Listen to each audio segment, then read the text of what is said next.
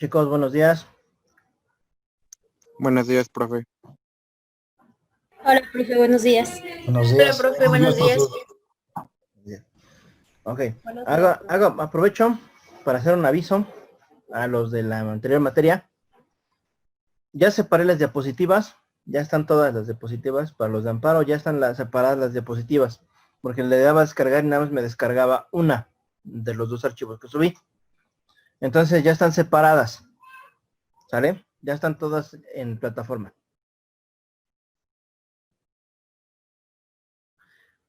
Eso es para los de amparo. Para los de informática, hay diapositivas que no aparecen, por ejemplo, en el tópico. Por ejemplo, si no estoy mal, la 4 y la 5 van en una sola. ¿Sí? Es una sola diapositiva porque vimos los dos temas en una sola. ¿Sale? Entonces, ustedes en este caso no se preocupen. Es una sola diapositiva que contiene los dos temas. O sea, si ya lo descargué juntas no pasa nada, es lo mismo. Sí, es lo mismo. En el caso de informática es lo mismo. En el caso de amparo ya están divididas, ya están. Si ustedes entran ahorita a su plataforma, ya están divididas totalmente. Ya no debe haber ningún problema. Profe, la diapositiva de la 5 abarca entonces la 4, la 5 y la 6, ¿verdad? Porque en la 4 no me aparece. No te parece, entonces Y debe en de... las... perdón. Y en la 5 me dice que la diapositiva está solamente la 5 y la 6. Ajá, así es como viene. Generalmente lo que pasa es que en esa Selena, como veíamos los dos temas, por ejemplo, en en una sola clase, por ejemplo, la diapositiva 1, ahí está, ¿no? La 2, ahí está. En caso de la 3 y 4, por ejemplo, en el tema 3, que es protección jurídica de los programas de computación, viene la protección jurídica y viene el tema 4, telemática. Es una sola diapositiva. Sí. Ahí no hay ningún problema, por eso en la 4 no hay nada. ¿Sale? Ok, profe, sí. Si tú bajas esa, no hay ningún problema. Los dos temas vienen en esa misma diapositiva, porque así lo vimos. ¿Sale? Entonces, en caso de ustedes, nada más bájenlos, así no hay problema con ustedes. ¿Hablamos de informática? Sí, hablando de informática. Sí. Sí, así como por ejemplo, vamos a darle dame un segundo. Ay, Dios. Ya, ¿no? Le acabo de dar, por ejemplo, ahorita aquí a la que es la diapositiva esta. Sí. Que dice diapositiva 5 y 6, ¿no? Internet en México. Vamos a darle a abrir. Vamos a ver si me deja proyectar la diapositiva haciendo directamente.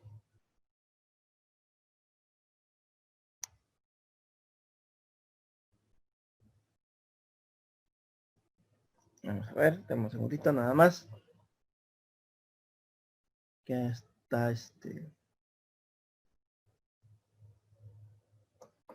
procesando. Odio cuando se tarda mucho. Ahí funciona. Ok, está definitivamente lenta mi computadora. Otra vez. Ahí está. Sí, ustedes ahorita les dejé de compartir. Esa es la diapositiva que ustedes bajan, por ejemplo, del tema 5 y 6, creo. ¿Sale? Son dos, Internet en México y Derecho de la Información, perdón, el tema 3 y 4. ¿Sí? Vamos, sí está bien. 5 y 6. Internet y su repercusión en el derecho mexicano. Y el tema 6, Derecho a la Información y Libertad de Expresión y Privacidad. ¿Sale? Vienen los dos temas en esta sola diapositiva. ¿Sí? Aquí viene todo, Internet en México, Derecho a la Información, características, ¿sale? Vienen todas las vienen los dos archivos en una sola diapositiva. De los dos temas. ¿Sale? Profe, Entonces, una pregunta, ¿o sea que cuántos reactivos son? Hijo, Pati. ¿Cuántos reactivos son? Pues no sé quién sea reactivo, pero No sé, necesitamos echarle sal a ver quién reacciona. No es cierto. Son, déjame acordarme cuántos son. Deme un segundo porque no me acuerdo. Me encanta, a mí me pone que decir. Son 20 preguntas para contestar en 1 hora, chicos. Ah, su ¿Sale? profe, no le pierde. Sí. No, para nada. Las preguntas son sencillas. Hay que leer nada más.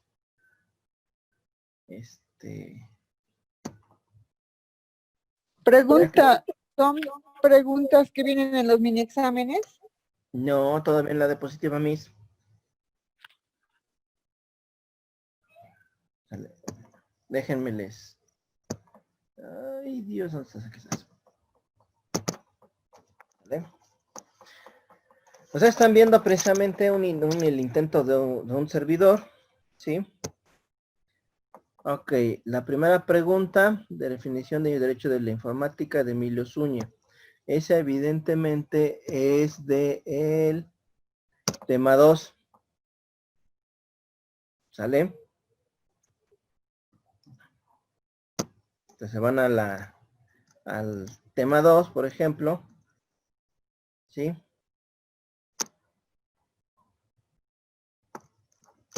Y vamos a contestar precisamente. Y pongo mi respuesta. Después dice, dentro de la informática jurídica documentaria, que es el método de indización, voy a poner una respuesta a lo loco. ¿Sí? Es uno de los puntos por los que no existe el derecho a la informática, que es sigue siendo el tema 2. ¿Sí? Nada más de nuevo busco mi tema 2. ¿Sale? Y vamos a poner la respuesta, por ejemplo. Luego me voy a la 3, a la 4, perdón. ¿Cómo se divide la informática? Igual voy a contestar a lo loco. Y pregunta 5, ¿qué es un programa de cómputo?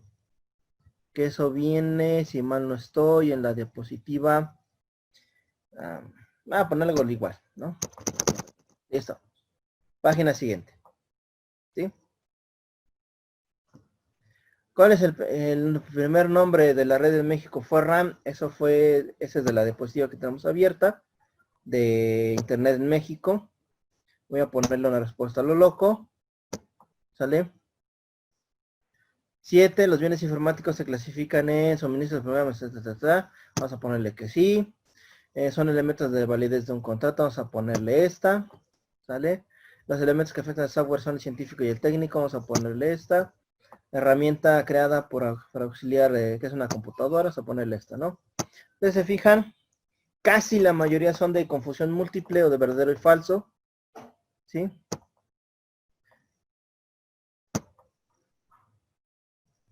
Muy pocas son de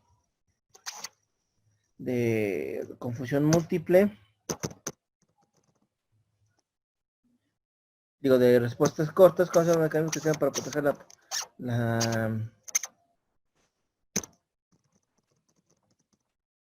Obviamente no les voy a dar la respuesta. Digo. ¿Sí? Una forma que se llama la intimidad en Estados Unidos. ¿Sí?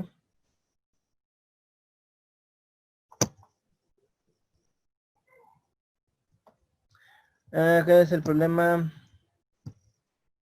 ¿Cuál es el problema?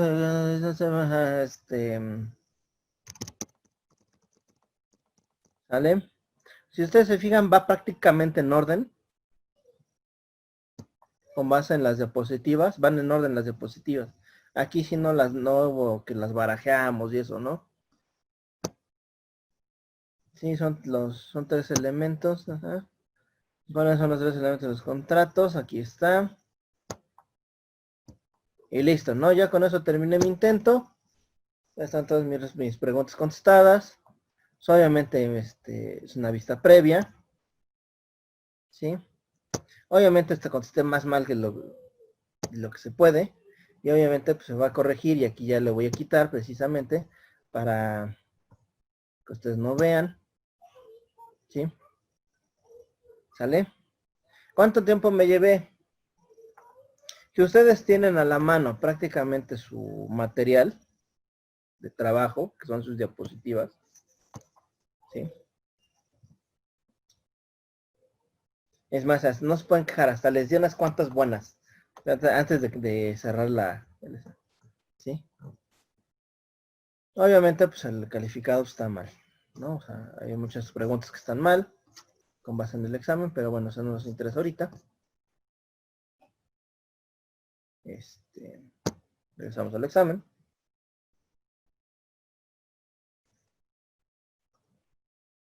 Profe, ¿hasta qué hora tenemos para contestarlo? Disculpe. Esa es una muy buena pregunta, hija. ¿Cuánto tiempo tienen para contestarlo? Dependiendo de a qué te quieras referir con ello. Pero básicamente, tienen todo el día para acceder a él. O sea, desde la 1 de la mañana hasta las 11:59 de la noche. Para acceder. ¿Sí? Para contestarlo, tienen 1 hora.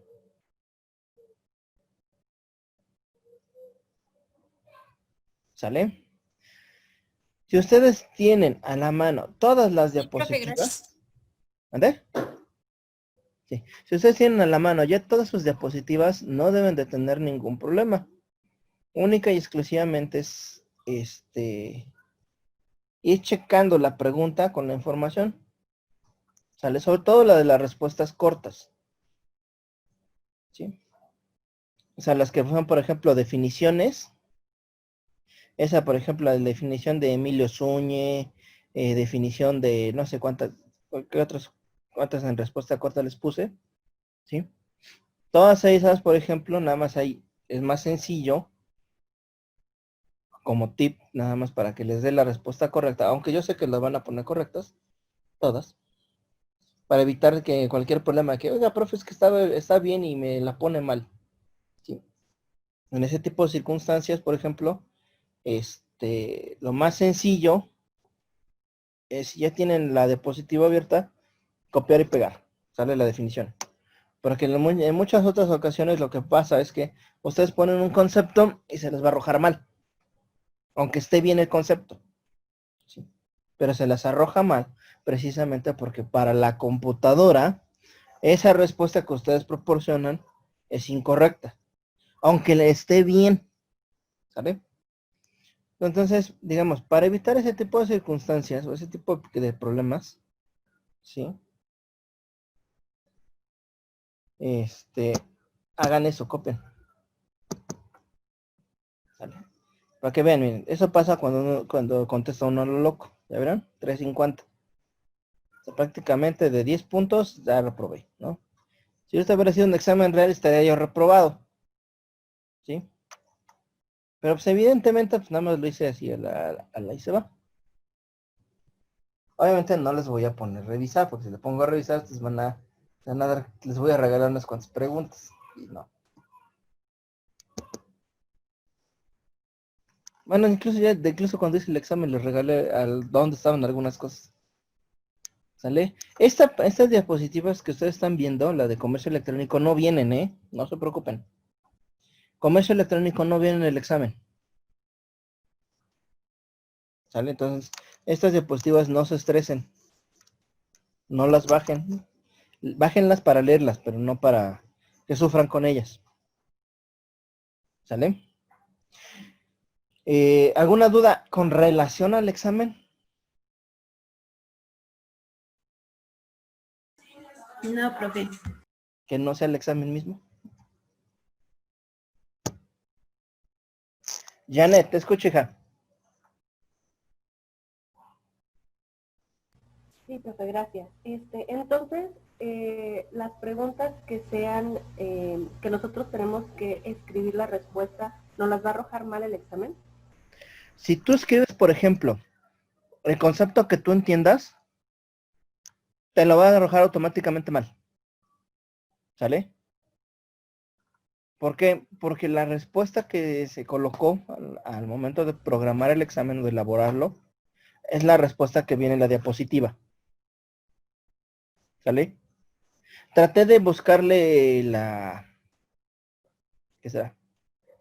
La forma que pudiera más acercarse a ellas. Sin embargo, no soy muy bueno todavía en esto de la programación de exámenes. ¿Sí? Según yo, está la posibilidad de que la respuesta sea correcta. ¿Sí? Sin embargo, por eso les reitero, lo más factible para evitar eso es que ustedes ubiquen la pregunta de respuesta corta, lean la pregunta y lo buscan en la diapositiva y literalmente copien el texto y lo peguen para que se les arroje buena. Si ustedes quieren poner un concepto suyo, no se preocupen, me avisan, yo checo el examen y yo le cambio el valor. ¿Sale?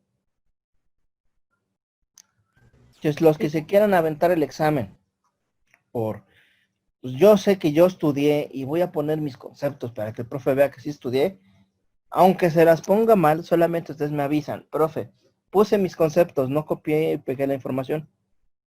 Puse mis conceptos, yo los busco en la plataforma y les cambio yo el valor del examen, porque eso lo puedo hacer yo. Ustedes no, evidentemente. Entonces no hay ningún problema. Si ustedes quieren hacerlo así, sí. Obviamente las preguntas de opción múltiple que estén mal, o las de verdadero y falso que estén mal, pues ahí sí, con el dolor de mi corazón, pues no las puedo cambiar, ¿no? Pero las de respuesta corta que quieran ustedes contestar, porque ustedes conocen, adelante, ningún problema. ¿Alguna otra duda más relacionada con el examen?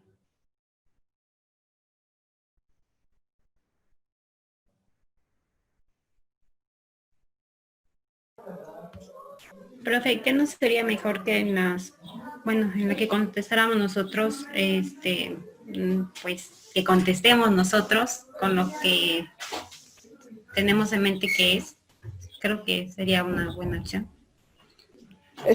Por eso, mira, pues lo que yo les comento, los que quieran hacerlo así, adelante, no tengo ningún problema, ¿sale? De todas formas, la navegación del examen, por ejemplo, tú puedes ir y venir en las secciones. O sea, tú puedes, por ejemplo, contestar las de verdadero y falso y las de opción múltiple, y al final dejar ¿cómo se llama? Las Las de pregunta abierta. Las de pregunta abierta para el final. ¿Por qué lo diseñé yo de esa manera? Con la definición tal cual que se les dio. Por una razón, Selena. Para que ustedes ya tuvieran la calificación ahorita del examen. Es decir, ya tuvieran el porcentaje del examen. ¿Por qué? Porque ¿qué me implicaría entonces a mí? ¿Cómo te explico? ¿Qué me implicaría? Yo tengo una pregunta, ok. Cuando son preguntas abiertas, nosotros como docentes tenemos que entrar y evaluar la respuesta. No nos va a dar una calificación. Solamente nos da una calificación cuando es falso, verdadero o de opción múltiple. ¿Sale? De lo contrario, tiene que revisar respuesta por pregunta. Respuesta cada uno. Así es. Sí, Miss. A ver, ahí es donde voy yo. ¿Por qué puse la definición como respuesta correcta? Por una razón, Miss. Y Selena, también quise lo que estaba contestando a Selena. Por una razón. Sí, al momento que ustedes colocan el concepto que ustedes entienden, no hay, les dije, no hay ningún problema. Traté de configurar el examen de tal forma que lo que ustedes pongan también les arroje como correcto. ¿Sale? Están las dos opciones. ¿Sí? Creo que quizá ahí es lo que no me están entendiendo. Y ahí es a lo mejor donde está la confusión. ¿Vale? Técnicamente el examen tiene las dos opciones en su configuración. Los que quieran copiar y pegar, no hay problema. Los que quieran contestar también no deben tener tampoco ningún problema. Al final del día, ¿sí? Yo todos tengo que revisar el examen. A fuerza. ¿Vale? Contesten como contesten con el concepto de ustedes, contesten con el concepto de la diapositiva, tampoco hay problema. Simple y sencillamente, lo único que tienen que hacer es, yo les estoy dando la opción nada más, no es obligatorio. Se los comenté al principio, es una opción. Si ustedes ponen otra cosa, según yo, también se las va a poner correcta. Si ustedes ponen un concepto suyo.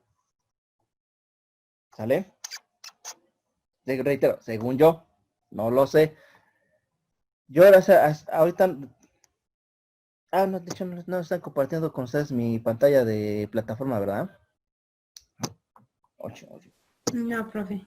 Excelente. Entonces voy a checar algo. Vamos a ver. Ajá. Ok.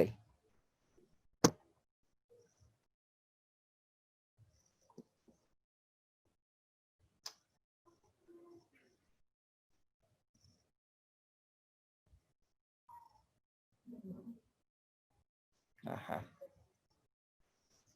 Ok, ya lo chequé.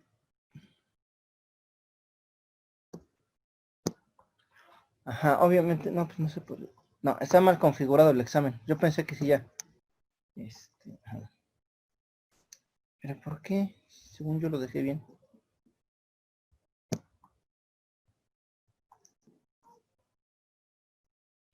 Ok, niños, denme un segundito. Ahorita voy a hacer una modificación en su examen. Porque no sé por qué no me deja, o no me dejó. Se le podría dar más de una hora porque, o sea, no todos podemos nada más copiar y pegar, o sea. No, hay que leer, por ejemplo, las de opción múltiple. Porque hay algunas que vienen como las otras. Ok, ¿cuánto tiempo necesitan? Sí tengo que hacer un ajuste en el examen. ¿Sale? Ahorita no entren al examen. Voy a hacer un ajuste a las preguntas. ¿Cuánto tiempo necesitan? Sea usted generoso, licenciado, acuérdese. Pues yo creo que a lo mejor como el otro que está abierto, ¿no? Pues no está tan complicado, mis.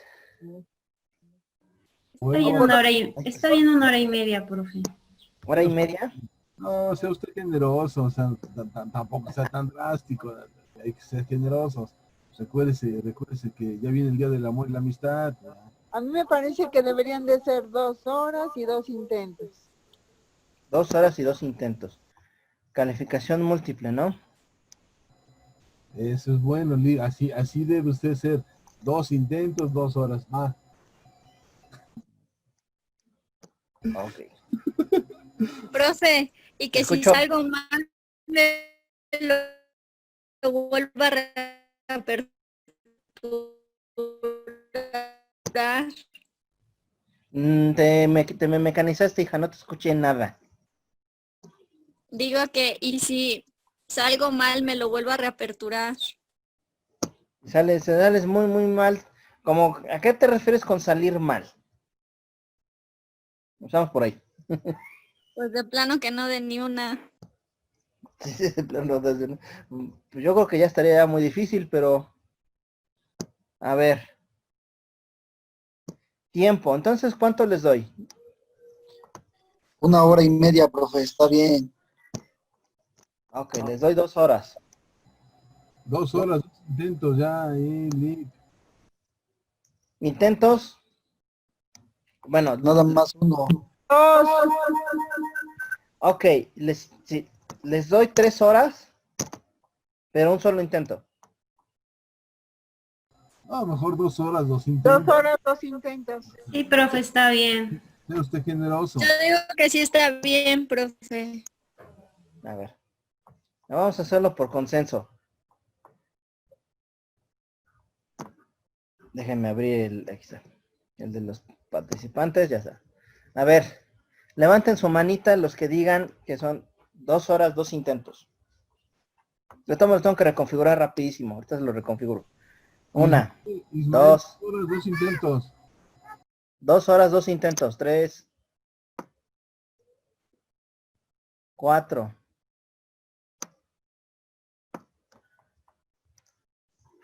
1, 2, 3, 4.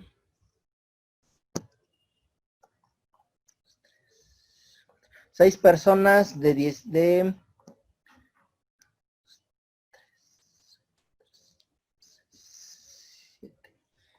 Considera de él también porque no puede en su teléfono. bueno, 7. 7 de 7, ¿no? Ismael también. 2 horas, 2 intentos. 2 horas, 2 intentos, Isma. Bueno, levanta la mano, Isma. Ok. Se va por mayoría. Nomás porque la tengo que corregirlo bastante.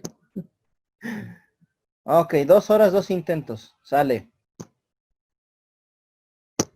Ya tienen 2 horas, 2 intentos. Calificación mínima probatoria son 6. ¿Sale? ¿Y en esta va a tomar en cuenta las actividades que se hicieron o cómo va a Sí, ser? bien. Sí, pues hay que, no se tienen, se van a tomar en cuenta. Déjenme encontrar las de respuestas. Pregunta.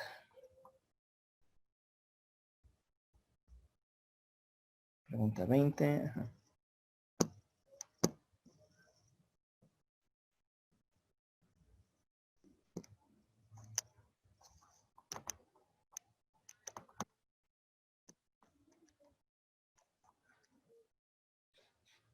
Vamos a ver. Vamos a ver, déjenme encontrar.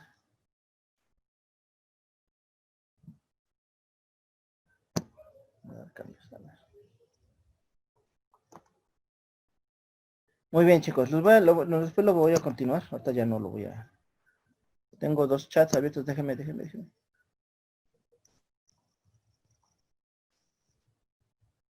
Ok, Miguel dice que nada más un intento 3 horas, pero ya se fue por mayoría, Miguel, desgraciadamente. Vamos a ver. ¿Vale?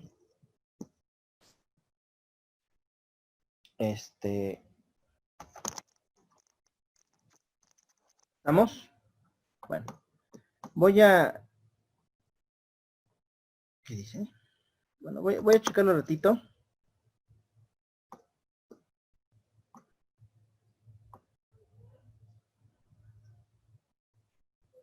Sí. Voy a checarlo un ratito precisamente para ya acomodárselos bien.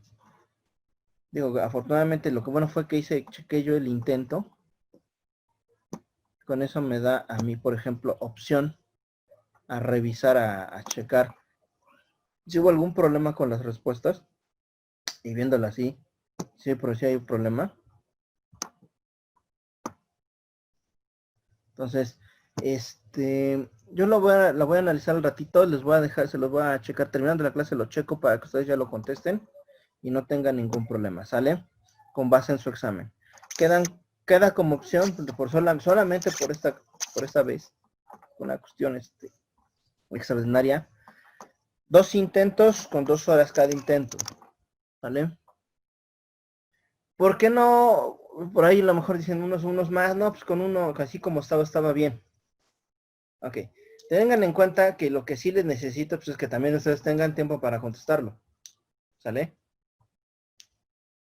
Para que sea sencillo. Sobre todo partiendo de la idea de que en algunas cuestiones hay conceptos, por ejemplo, que a lo mejor van a ser difíciles de recordar. Como por ejemplo, la pregunta de cuáles son los 3 elementos del delito, que señale 3. ¿Sale? Entonces ahí son pequeñas cuestiones conceptos que a lo mejor recordarlos no sería tan sencillo. ¿Sí? Miss Elisa tiene la garrita levantada, dígame.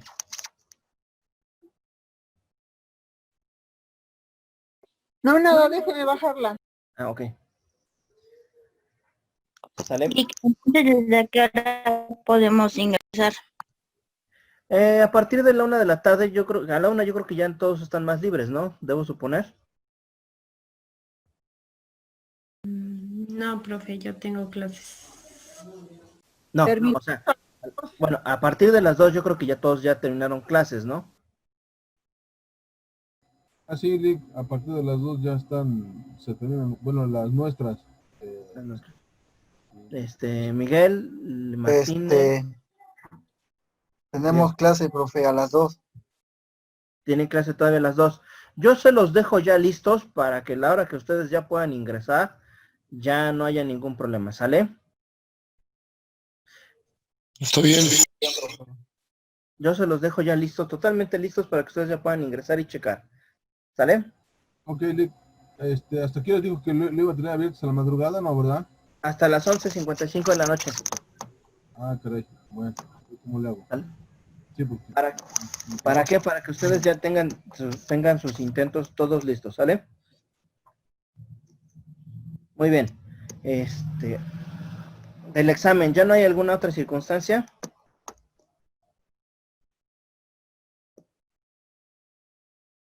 ¿Niños?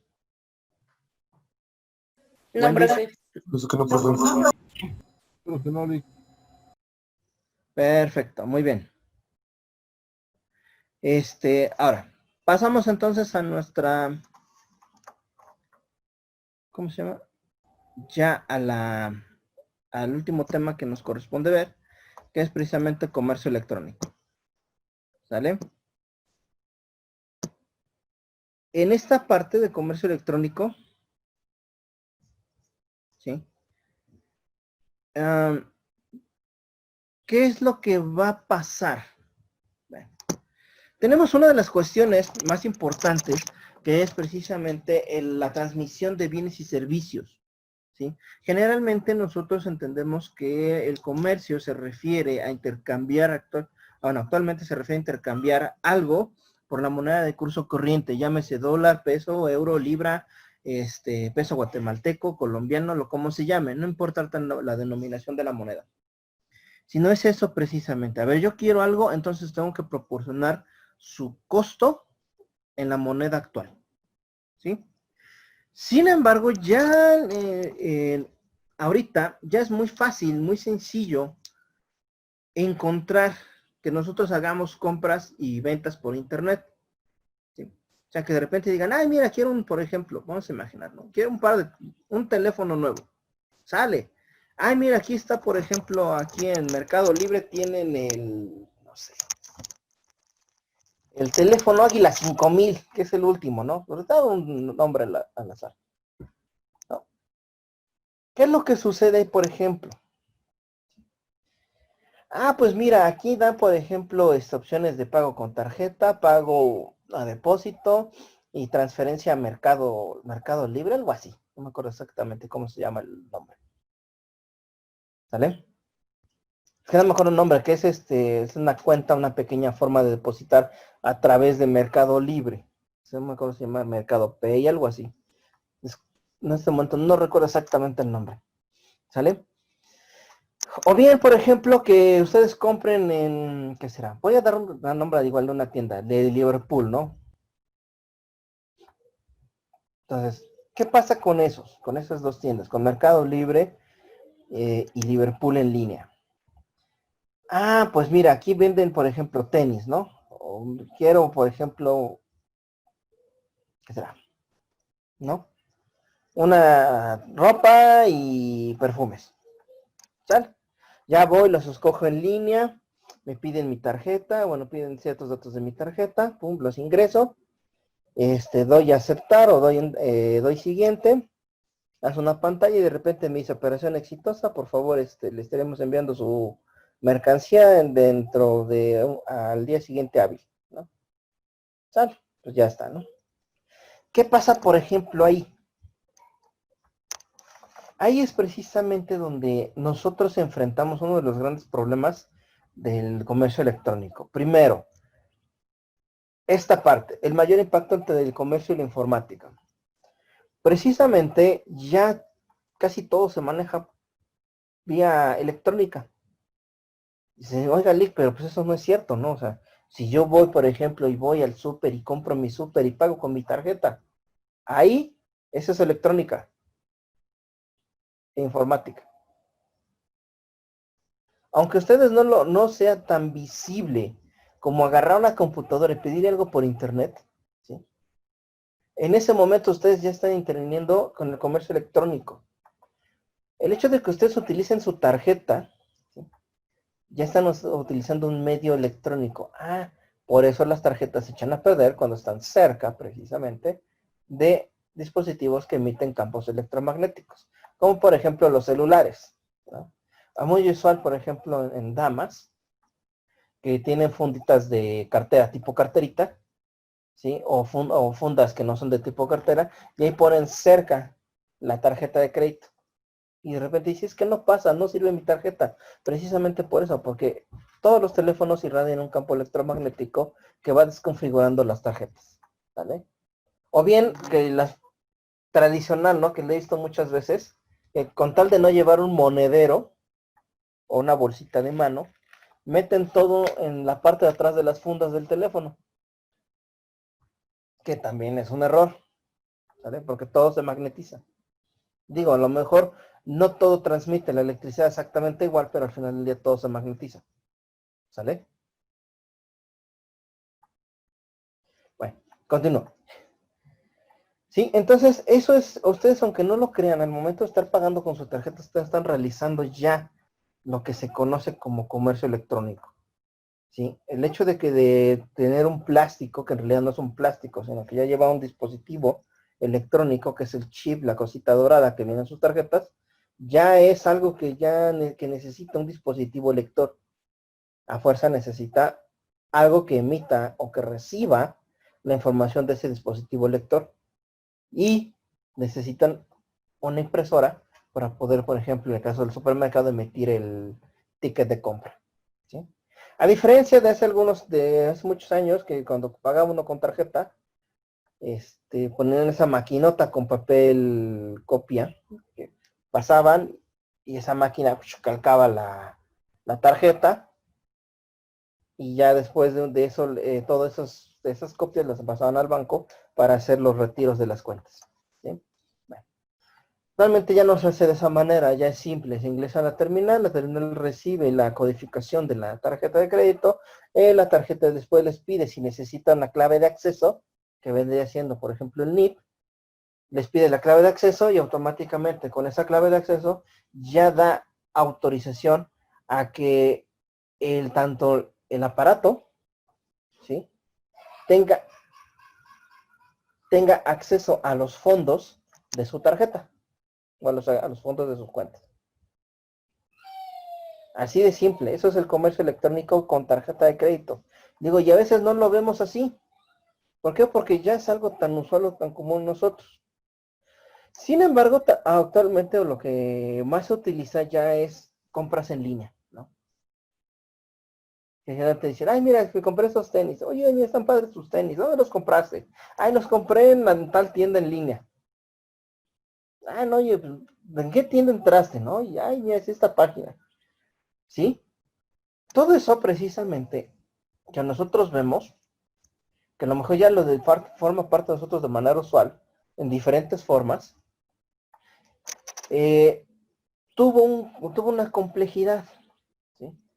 ¿Por qué? Porque ahora las transacciones son muchísimas. Por ejemplo, a los que les guste el Xbox, o los videojuegos, llámese plataforma Xbox, PlayStation, Nintendo Wii, o como se llama el de Nintendo, no me acuerdo cómo se llama, ¿sí? O incluso, por ejemplo, los que gusten de juegos en computadora y eso, pues hasta ellos también se ven involucrados en las compras en línea. ¿De qué manera? Ah, oye, quiero un juego, voy a buscar un juego, voy a buscar un aditamento, necesito esto. Ah, pues, ¿qué pasa, no? Por ejemplo, en el caso de Xbox, digo por cuestiones de uso, ¿no? Pues, mira, que quiero un juego nuevo. Ah, mira, aquí está, ¿no? Te vale, por ejemplo, 1,000 pesos. Ah, pues vuelve a comprar, ¿no? ¿Y qué pasa ahí? Le pones los datos de tu tarjeta, pones una clave adicional, y en ese momento se está autorizando que que la plataforma de Xbox ingrese a tu cuenta bancaria, desde todo eso, desde una consola de videojuegos. ¿Sí? Ingresa a tu cuenta bancaria a través de la autorización que tú ya le diste, a través de ingresar esos dígitos que te piden, ¿sí? Y ya con eso entonces puedes decir, bueno, ahora sí, te retiro 1,000 pesos. O doy la orden para que se te retengan 1,000 pesos. ¿Sí? ¿Qué sucede? Ah, pues ya y después de eso te aparece transacción exitosa, ¿no? Y ya empieza a descargar lo que hayas comprado. Cuando tú revisas, por ejemplo, tu estado de cuenta, ya sea en tu teléfono o en la página de internet, te vas a dar cuenta que ese dinero, esos 1,000 pesos, ya no los tienes a disposición. Ya están precisamente retirados de tu cuenta. Y si te vas, por ejemplo, a detalles de movimiento, o no sé, no sé cómo vengan todas las aplicaciones, pero por ejemplo en algunas te aparece detalles de movimiento y en otras hay que darle al movimiento que pasó y ya te dice qué fue lo que pasó y quién lo cobró, ¿no? ¿Sí? Todo eso, por ejemplo, ya es más sencillo, pero antes era muy complicado. Entonces, todo el comercio electrónico ya está inmiscuido en demasiadas cosas que muchas veces ni nos damos cuenta. Y que a veces lo hacemos de manera tan coloquial porque lo conocemos, porque lo sabemos utilizar. Pero yo les pregunto a ustedes, aprovechamos que tenemos muchas cosas, aprovechamos que la gente puede comunicarse directamente con las empresas, ¿sí? Pero en realidad, ¿qué pasa con esto? ¿Qué pasa con el comercio electrónico? Pues sufrimos dos cuestiones muy complicadas y muy fuertes, ¿sí? Que es precisamente la internacionalidad y la interdisciplinariedad. ¿Por qué? Porque internacionalmente nosotros podemos comprar cosas de otros países, ¿sí? Sin ningún problema. Podemos nosotros ingresar a páginas de venta de cualquier lugar del mundo a comprar, por ejemplo, lo que nosotros queramos y pagarlo. Pero ello implica que hay muchas disciplinas o muchas ciencias del conocimiento, áreas del conocimiento, que están involucradas. Una de ellas es, de las más usuales, es precisamente el derecho. Inmiscuido o cambiado o fusionado con el comercio, que da vida a lo que se conoce como el derecho mercantil, ¿no? Cómo el derecho mercantil tiene que mutar, cambiar, evolucionar para poder resolver este tipo de problemas. Y no solo el derecho, sino también existen otras áreas, ¿sí? Por ejemplo, logística, ¿sí? Encargada de envío, paquetería, servicios de transmisión. Informática, que la página esté funcionando, que se muestren imágenes reales. Publicidad, que al momento en que tú entres a la página, ¡pum!, te caiga el producto nuevo, luego. Sí, que digan, se presentamos nuestro nuevo producto, ¿no? Es esta cosa que funciona así, ¿sí? ¿Qué colores van a utilizar? ¿Qué video de presentación? ¿Sí? Todo eso, que no solamente está el derecho, sino que todo está involucrado, ¿sí? Forma parte de lo que es el comercio de la electrónica. Por eso es que es esta presentación va a ser como muy, hasta cierto punto, muy entretenida, ¿no?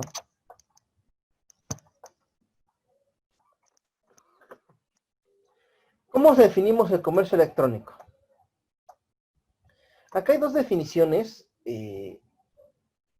Porfa, déjame ver. Pati, lee la primera. Pati.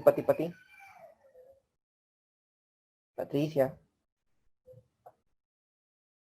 Creo que está ocupada con sus niños.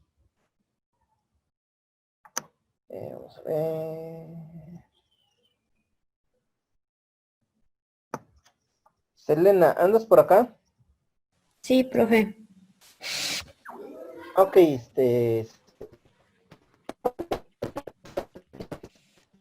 ¿Me escucha, profe?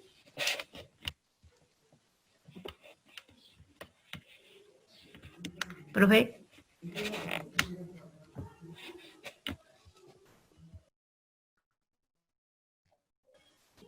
¿Me escucha? ya te escuché, hija. Ay, perdón.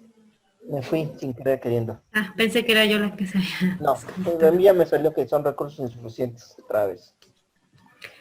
¿El primer párrafo o todo? No, dame el primer párrafo, hija, porfa.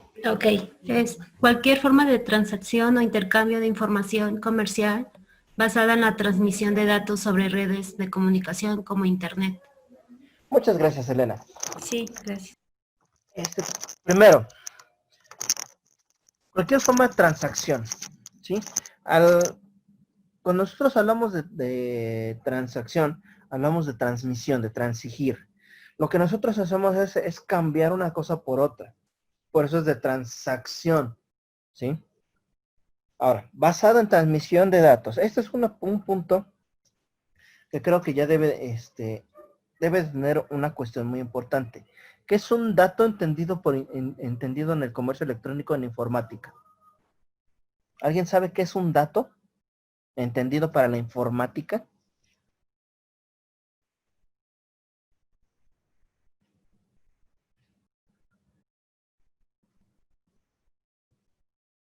Niños. ¿Alguien sabe qué es un dato? No van a responder que los que tienen el teléfono, ¿no? Por el plan. No, eso no es un dato. ¿Sí? Se le llama así, pero eso es una conexión inalámbrica. Luis, te escucho. ¿Es toda la información que se obtiene a través del sistema? No. Ok, ¿está relacionado con una información del sistema? Sí, pero no es total la respuesta. Por ahí va, por ahí va. Profe, Dígame, Miss. son como los símbolos que describen algo. Está más acercada, efectivamente. Si funciona, muy bien, Miss. Si fusionamos lo que comentó la maestra Elisa, junto con lo que comentó Isma, un dato son todos los caracteres o todos los elementos, signos, que permiten o transforman la información de algo o la información de una persona, la información de un producto o lo que se ingresa dentro de una computadora para que esto sea legible. Eso es un dato, ¿sí? Por ejemplo, la letra A que nosotros escribimos en Word, en PowerPoint, o donde ustedes lo quieran escribir, ¿sí? Esa letra A, ¿sí? Es un dato que está transformado, que la computadora retransforma, ¿sí? Porque recibió ya diferentes caracteres, diferentes elementos, para que ella entienda que esa letra A, o ese dato que acaba de incorporar, ¿sí? Nosotros lo podamos visualizar. Es decir, ya sea que lo hagan con un famoso código binario de ceros y unos, o lo hagan con alguna otra programación, o lo hagan de alguna otra forma, ¿sí? Por ejemplo, si nosotros queremos dar una orden, en el caso, por ejemplo, Excel. Para dar, por ejemplo, una fórmula de Excel, requiere toda una serie de comandos, ¿no? Igual, promedio, paréntesis, F6, dos puntos, E6, dos puntos, G6, cierra paréntesis, enter, ¿sí? Eso que les acabo de escribir es una fórmula que utiliza Excel para poder dar, por ejemplo, promedio. ¿Sale? Eso es exactamente lo mismo que hace la computadora al momento de que nosotros escribimos cualquier elemento. ¿Sale? Que nosotros escribimos un dato. ¿Sí? Bueno. Por eso es que dice la transmisión de datos. Es decir, cuando nosotros ingresamos a la página de otra, de alguna empresa, ¿sí? Cuando nosotros hacemos ese ingreso, ya nos retransmitieron la información. Ya la vimos, ya está la transmisión de datos.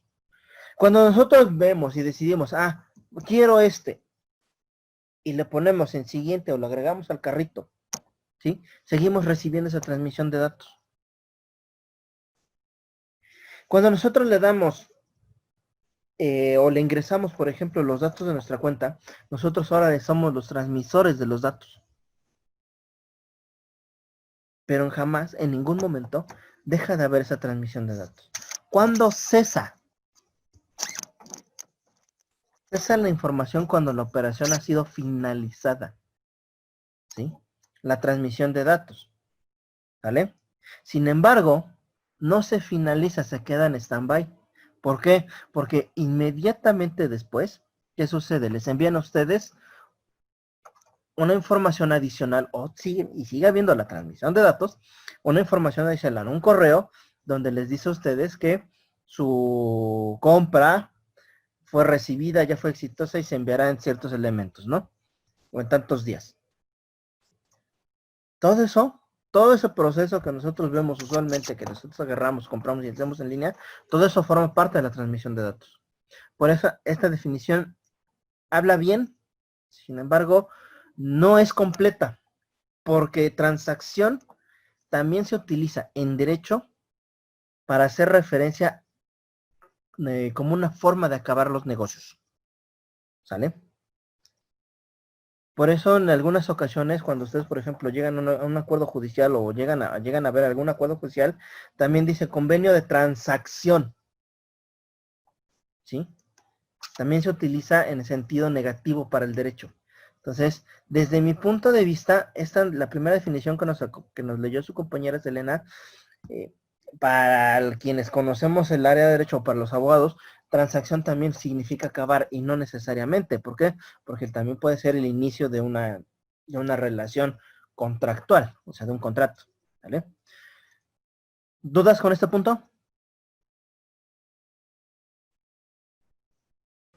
No, profe. No, Muy profe. bien. Ok. Wendy, Sí, profe. porfa, el siguiente punto. Elementos que se incluyen dentro del comercio electrónico, publicidad, búsqueda de información acerca de productos y demás. La negociación entre comprador y vendedor, entre precio y condiciones de entrega. La atención al cliente antes y después de la venta. El cumplimiento de los trámites administrativos relacionados con las actividades comerciales y la colaboración entre empresas con negocios comunes. ¿Sale? Aquí ya hablamos de los elementos. Gracias, Wendy. Hablamos de los elementos del comercio ya electrónico, ¿sí? Aquí en realidad, si ustedes se fijan, ya está ampliando lo que venía en su definición. ¿Por qué? Porque aquí ya les marca todos los factores que van a estar involucrados al momento de que ustedes realicen una compra vía, por ejemplo, vía internet, ¿no? Publicidad, búsqueda de información acerca de productos, ¿no? Que digamos que es lo más básico. La negociación entre comprador y vendedor sobre precio y condiciones de entrega. Que es también un elemento extremadamente importante y que este elemento, ¿sí? Este elemento que... Ay, odio cuando no quiere funcionar la primera.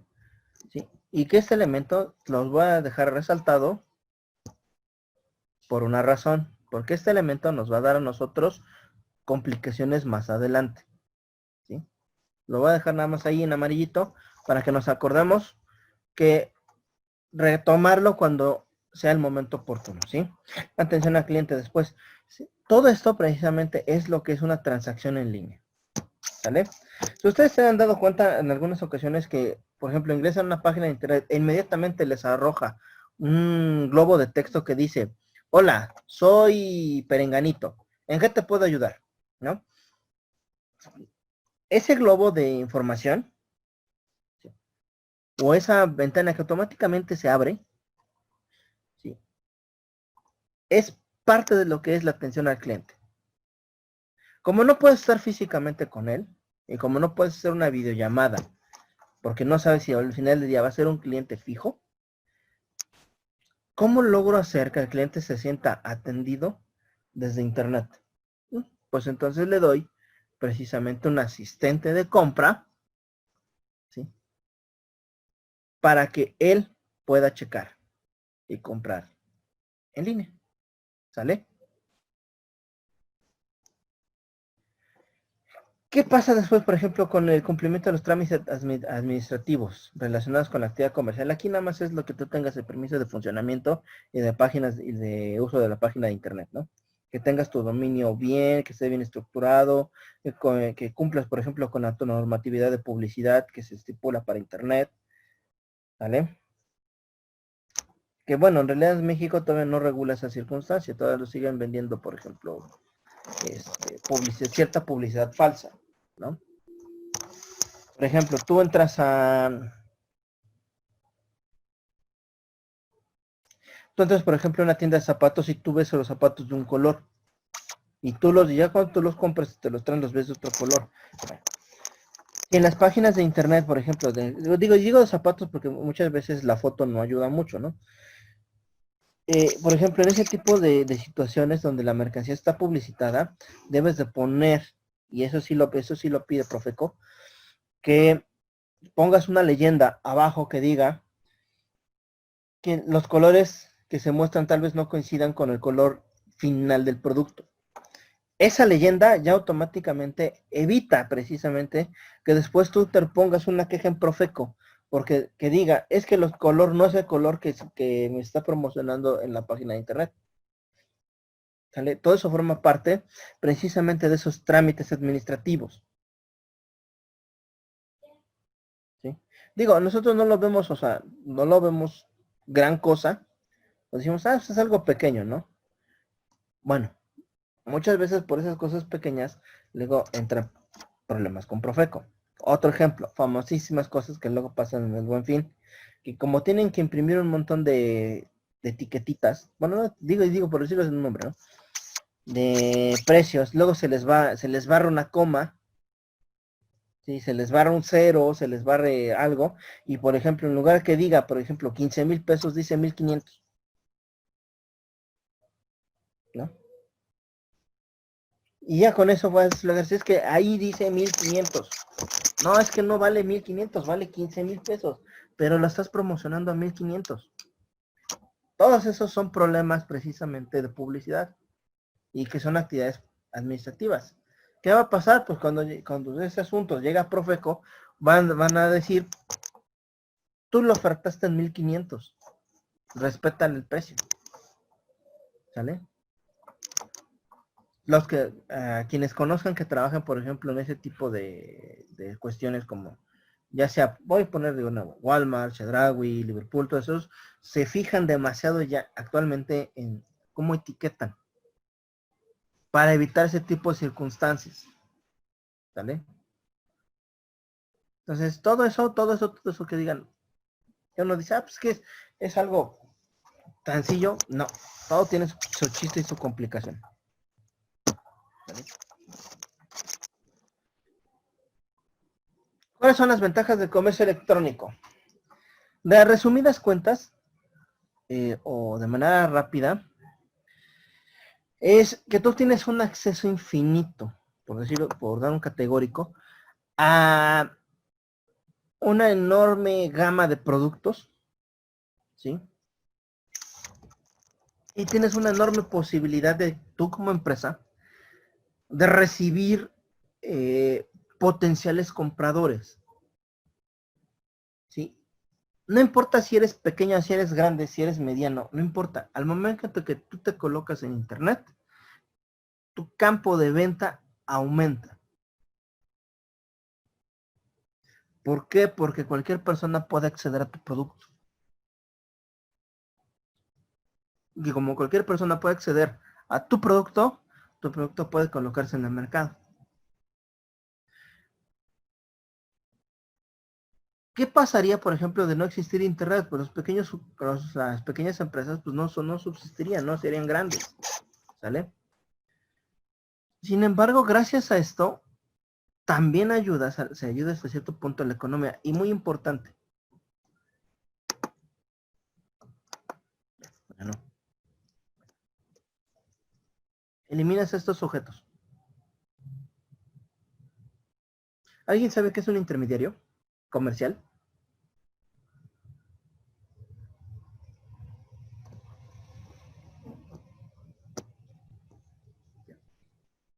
Repito la pregunta. ¿Alguien sabe qué es un intermediario comercial?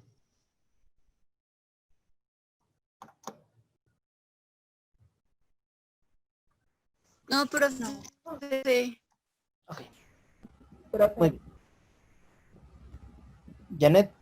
Sí, bueno, a mí me suena como que es la persona que conecta al cliente con la empresa. Ok. Para realizar una compra. Es una compra. Muy bien. Miss Elisa, muy gracias, Janet. Miss Elisa. Persona que provee a través de un o sea, a través de de un mayoritario. O sea, provee, es como un centro de distribución. Ok, Miss Elisa, un poquito, Tiene ¿sí? una ganancia Ujú. por ese trabajo, ese traspaso que hace. Ok. Muy bien, Miss Elisa, gracias, gracias, Janet, gracias, Miss. En efecto, los intermediarios comerciales son eso precisamente, son canales de conexión o de comunicación que se da entre el productor y el vendedor final, no el comprador, el vendedor final, ¿sí? ¿Para qué? Para que entonces el producto llegue a un comprador final.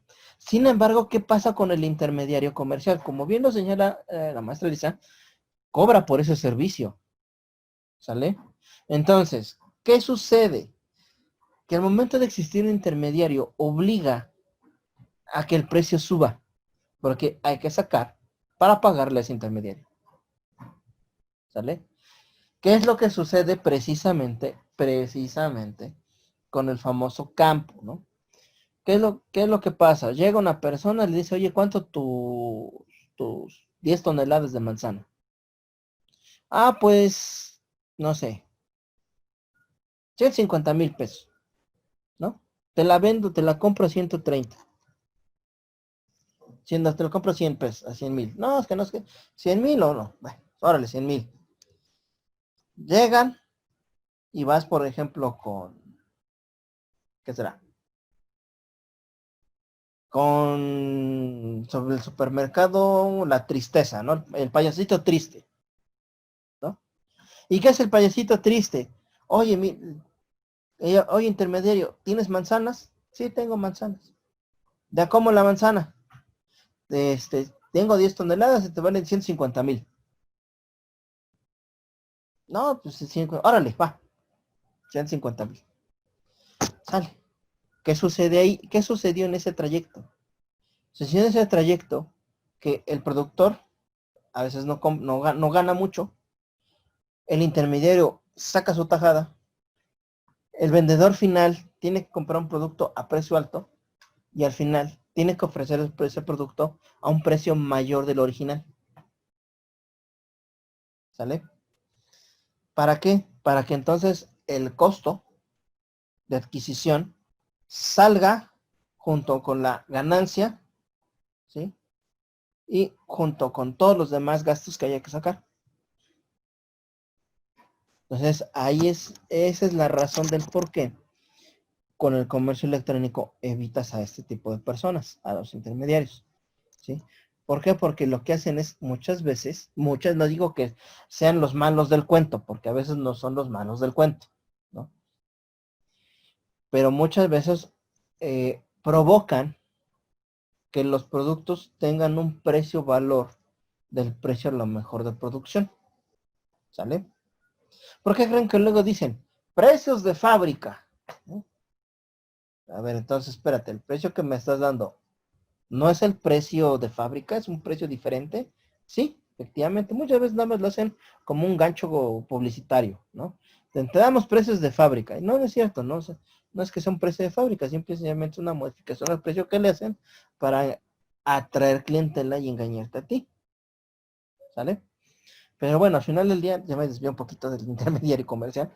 El intermediario genera a veces ese pequeño problema, ¿no? El aumento en el costo de venta final. ¿Vale? Ese es el problema con los intermediarios. Por eso el comercio electrónico está tomando mucho auge. Porque ya no hay ese intermediario, desafortunadamente. Ahora ellos son los que están sufriendo con su trabajo. ¿Sale? Hasta aquí. ¿Tenemos alguna duda, niños? No, profe. No, profe. No, profe. No, profe. No, profe. Perfecto. No salió, no cambió. No, no cambió. Ya. Así como hay ventajas, también hay desventajas, ¿no? Básicamente las desventajas son en cuestión, realmente siendo reales, jurídicas. Si ustedes se fijan, todas las que están ahí, casi todas son jurídicas. Contratos legales válidos y sin papel, ¿no? O sea, ¿cómo vamos a contratar si no está escrito? ¿Cuáles son los acuerdos internacionales para el comercio electrónico, no? Por ejemplo, si yo compro un, ¿cómo se llama esta cosa? Me acaba de... un adorno. No. Un llamador de ángeles en España. ¿Cómo lo compro? ¿Puedo comprarlo? ¿Tengo que pagarlo? ¿En qué moneda lo tengo que pagar? ¿En euro, en peso o en dólar? ¿No? Ahora, una vez que ya que lo quiero comprar, ¿cómo lo voy a trasladar? ¿Cómo lo voy a traer acá? ¿Y cuánto impuestos tengo que pagar? Porque pago impuestos en España. Tengo que pagar un impuesto porque ingrese y aparte tengo que pagar el impuesto por ese producto. ¿Sí? Ahora, si estoy a comprar, por ejemplo, una canción, la propiedad intelectual, también la tengo que proteger. ¿Sí? Famosa publicidad fraudulenta. Te enseñan una imagen y no te... Por ejemplo, lo que decíamos con los zapatos, ¿no? Te enseñan que el zapato se ve bien, por ejemplo, morado, se ve bien bonito, brillante, y cuando llega está bien feo el zapato, ¿sí? No es el color que según decían y todo eso. Entonces, todo ese tipo de circunstancias, si ustedes se fijan, en realidad van más dirigidas hacia el derecho. ¿Por qué? Porque precisamente es el derecho el que se tiene que encargar de proteger todas estas cuestiones, ¿sí? ¿Cómo voy a tener la seguridad de mis pagos? ¿Cómo voy a evitar, por ejemplo, que agarren los datos de mi tarjeta y los usen para utilizar, o a que las otras personas lo utilicen para hacer compras que no? Voy a poner un ejemplo. Hace algún tiempo me tocó un chavo que me dijo, oiga, profe, deme chance. Le digo, sí. Y ya salió un momento, vi que tardó, dije, estará bien, ¿qué le habrá pasado? Y vi que estaba hablando por teléfono, estaba hablando con su papá. Ya después le dije, oye, y me pregunté, terminé y me pregunté, oiga, profe, ¿qué pasa cuando tengo un cargo que no reconozco en mi tarjeta? Ya le dije, no, pues tienes que ir a Conducef para realizar el trámite de ese cargo que desconoces. Me dice, oh, ¿y dónde está Conducef? Ya le dije, San Esteban Antuñano, enfrente de Infonavit. Le pregunté, oye, ¿pero por qué? Y ya fue cuando me dijo que habían clonado su información y habían realizado compras en Mercado Libre. Así de simple. Y que les habían pagado precisamente con la tarjeta de él. Entonces, ahí es donde entra el derecho precisamente. ¿Cómo voy a tener esa seguridad de los pagos? Y máxime, ¿cómo voy a tener segura mi información en Internet? ¿Sí? Entonces, en realidad las desventajas van más en ese sentido, en el sentido de proteger, de que el derecho se encargue de proteger a los usuarios, llámese comprador, vendedor, intermediario, de proteger la actividad comercial y a la vez de todo lo que sea necesario para que el comercio electrónico funcione de manera legal. Porque funciona solo, el comercio funciona solo. Con o sin derecho el comercio funciona muy bien. El problema es cómo garantizo, por ejemplo, yo mis pagos, ¿no? ¿Cómo sé que ya le envié, por ejemplo, a Panchito Pérez un llamador de ángeles español, ¿no? ¿Cómo sé que me va a pagar? ¿No? ¿Cómo sé quién es el juez competente para conocer mi caso en el punto en el que Panchito Pérez no quiera pagar, ¿no? Todo ese tipo de situaciones.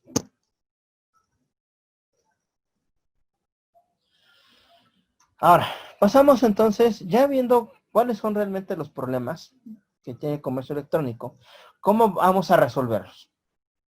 Primero, debemos entender qué es lo que voy a proteger. ¿Sí? Para el derecho no le importa en el sentido estricto la esencia del negocio en sí. Lo que le interesa es lo que nosotros no vemos del negocio en sí. Es decir, ¿quiénes son las partes? ¿Cuál es el objeto que vas a comerciar? Si ese objeto de comercio es legal en el país a donde lo vas a mandar o donde lo estés vendiendo. ¿Cómo logras atraer al cliente si no estás ocupando alguna técnica fraudulenta? ¿Sí? ¿Cuánta experiencia tienes, por ejemplo, en el comercio electrónico? Todo eso. ¿Sale? Esas son las cuestiones que el derecho se debe encargar. La seguridad del comercio electrónico. Sin embargo, al final del día, son solo problemas que nacen precisamente del propio comercio. ¿Cómo? ¿Cómo voy a reconocer yo, por ejemplo, la validez de un contrato que no firmé? Que en donde solamente la apachurré a aceptar. ¿Cómo lo voy a reconocer? Si así, físicamente, ¿cómo se pone la gente con tal de que no le cobres? O sea, imagínense un documento que carece de cuerpo, ¿no? ¿Cómo voy a, entonces, una vez que ya sé, que ya encontré mi problema, cómo voy a ir o con quién me voy a ir para que me lo resuelva? ¿Sí? ¿Y cómo le voy a hacer para que se aplique precisamente esa ley o la ley las leyes que se van a aplicar? ¿Sí? Y aquellas situaciones en las cuales nosotros podamos ser o podamos digitalizar nuestra información, nuestros contratos y todo, ¿no? Son precisamente los problemas que nacen derivados del comercio electrónico, pero a raíz de que lo que buscamos proteger y generar confianza para que nosotros tengamos acceso a más compradores. ¿Sale? Entonces nosotros vamos a empezar a estudiar uno de los problemas que es el entorno sin papel. Los contratos electrónicos. Ya los vimos al principio. Ya vimos cuáles son sus elementos, cuáles son sus características, cómo deben de ser, qué deben de contener, ¿no? Sin embargo, aparte de lo que nosotros vimos ya en la clase pasada de los contratos electrónicos, debemos de tener en cuenta que debe de existir que ese contrato no puede haber más de un solo contrato. Explico este punto, que a lo mejor ahí es donde viene una circunstancia que es confusa. A ver, ¿cómo que cada contrato es único, pero tengo muchos contratos? En ese aspecto, con cada persona es una relación contractual única, lo que genera que cada contrato sea único para esa relación contractual. ¿Vale? A eso me refiero con acuerdos únicos. Si un contrato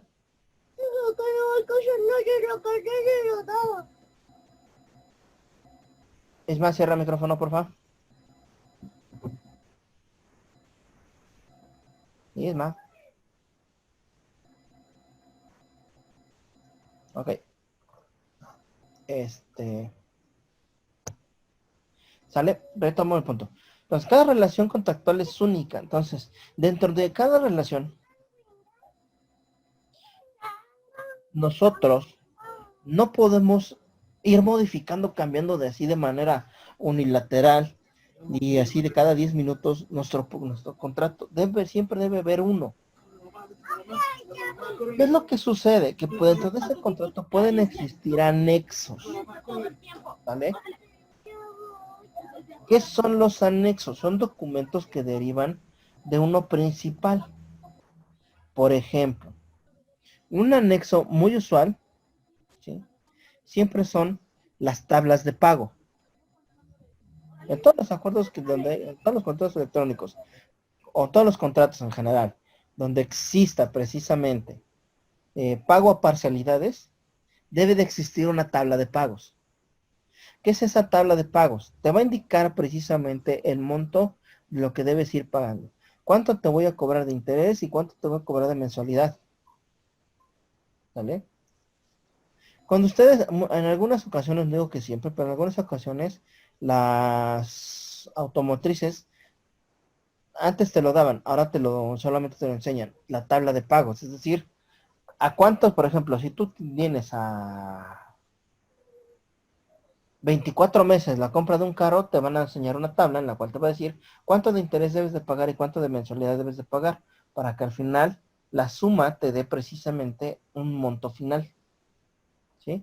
Durante el mes 1 usted debe de pagar tanto, durante el mes 2 tanto, así hasta llegar al mes número 23, para que la mensualidad número 24 usted solo pague esto y solo pague esta cantidad, que ya es lo faltante de esto, ¿sí?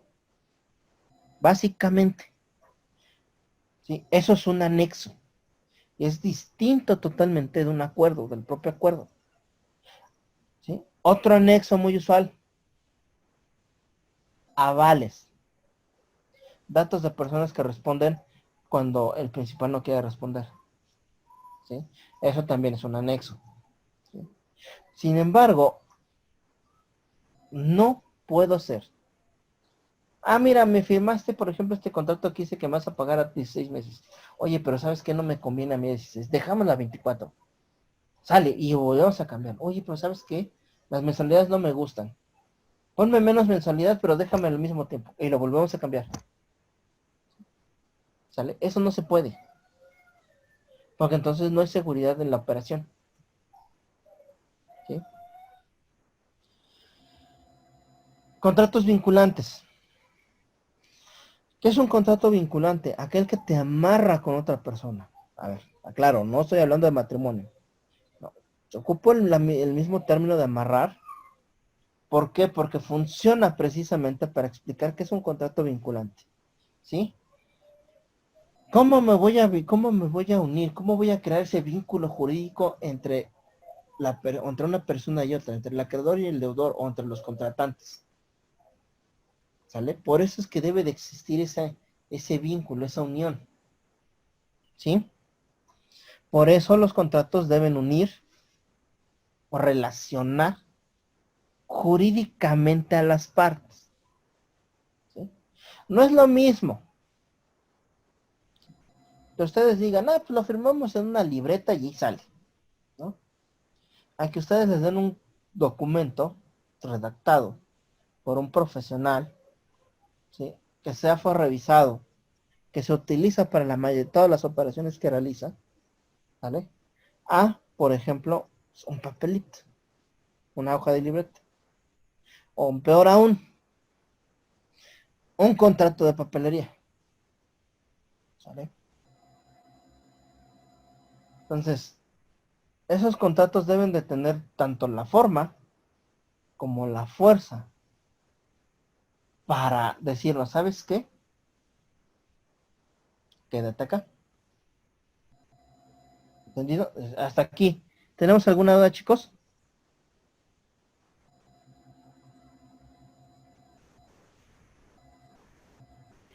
No, profe. Una, profe. Dime, Pati. Digo que ¿Una? no hay duda. No. Ok, Pati. Profe, Dime, Janet. cuando está el documento de asamblea extraordinaria, no, perdón, de un acta constitutiva, ¿la asamblea extraordinaria funciona como un convenio que modifica al acta? A ver si te entendí. No te escuché muy bien. Me hablas de que una asamblea... ¿Me puedes repetir la pregunta? Sí. ¿El acta constitutiva puede ser modificado por una asamblea extraordinaria? ¿Funciona como el contrato se modifica por el convenio? No. Ya te entendí. Ahora sí ya te escuché. En materia societaria, las asambleas extraordinarias sí pueden sufrir modificaciones. ¿Sale? ¿Por qué? Porque las actas constitutivas deben irse adaptando y adecuando. Las asambleas extraordinarias sí pueden llegar a modificar, porque así lo señala la ley, siempre y cuando tengan las formalidades que la misma requiere. ¿Sale? ¿A qué me refiero? Por ejemplo, que esté convocada para un día determinado con la orden del día, que se haga con la publicidad que se haya señalado en el acta constitutiva, que se dé con los mecanismos, la publicidad con los mecanismos que indica la ley, que se dé copia a la Secretaría de Economía, que se suba a la plataforma de la Secretaría de Economía, y shalala, todos los demás mecanismos que da la Ley General de Sociedades Mercantiles para la publicación de las asambleas extraordinarias, así como las ordinarias, ¿no? ¿Sí? O como lo indica la propia acta constitutiva, ¿sí? ¿Por qué? Porque las asambleas ordinarias, o sea, es decir, le quitamos el extra, Las ordinarias generalmente se ocupan para la rendición de los estados de cuenta, ¿sí? Las asambleas ordinarias generalmente, no digo que nada más sea así, porque la propia ley señala que puedes ocuparlas para cualquier otra finalidad, pero en la mayoría de las ocasiones, las asambleas ordinarias se ocupan para ver el balance general de la empresa, ¿sale? Por eso se sesiona en la asamblea ordinaria en los primeros 4 meses del año en curso, ¿sí? ¿Por qué? Porque así ya se rindió la declaración anual de personas morales, que se da precisamente en marzo, ¿sale? En marzo, precisamente, es cuando se da esta rendición. Casi todas se sesionan entre marzo y abril. Para eso, precisamente, para que ya con el documento de impuestos sesionen, ¿sí? Sin embargo, en el acta constitutiva tú puedes indicar cuántas sesiones ordinarias al año puedes tener, ¿sí? No necesariamente una. La ley te dice mínimo una vez al año. Y para esto. Pero tú puedes darle otro uso u otra finalidad a la asamblea ordinaria, ¿vale? O sea, eso es, digamos, que solo te estoy hablando en términos generales de la ley de sociedades mercantiles, ¿sale?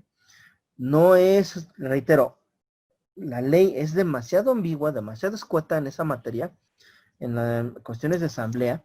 ¿Por qué? Porque casi todo lo deja a que lo contenga el acta constitutiva, ¿sí?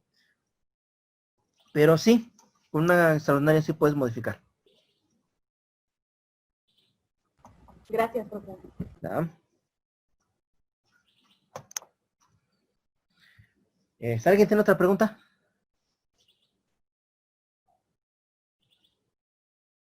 ¿No? Bueno, seguimos entonces. Ya me desviaron del tema, pero seguimos entonces.